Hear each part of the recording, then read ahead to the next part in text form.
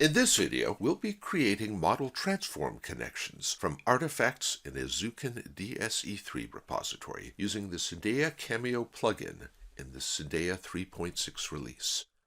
This continues the workflow demonstrated in video 32.2. Model transform connections allow data to be shared between models. In Syndeia Release 3.6, a single use case for model transform is supported by the Syndeia Cameo plugin.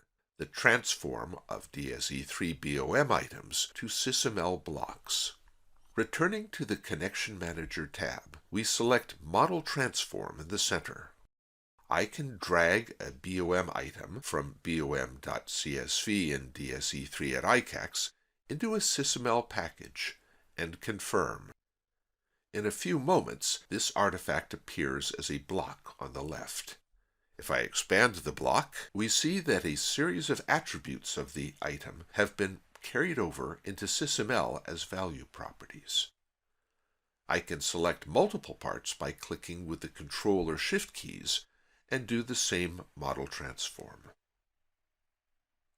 Back in Cameo, we can see the new blocks and display any or all of them in a diagram. I am going to change the default value of one of the value properties. Returning to the Syndeia client dashboard, I am going to the Connection Search tab, refreshing the list of connections. I will right-click the one for the SysML block I have just changed and select Compare Source and Target. Note that the Cameo elements are always the source. The Comparison Result tab shows that the data across the connection is no longer self-consistent and that the BOM type attribute differs between the SysML block and the DS-E3 BOM item. We can update the shared data by right-clicking on the line with the connection ID and choosing Sync Target to Source.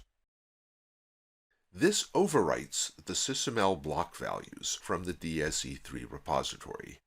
Now, this would work equally well if it had been the DS-E3 item attributes that had changed.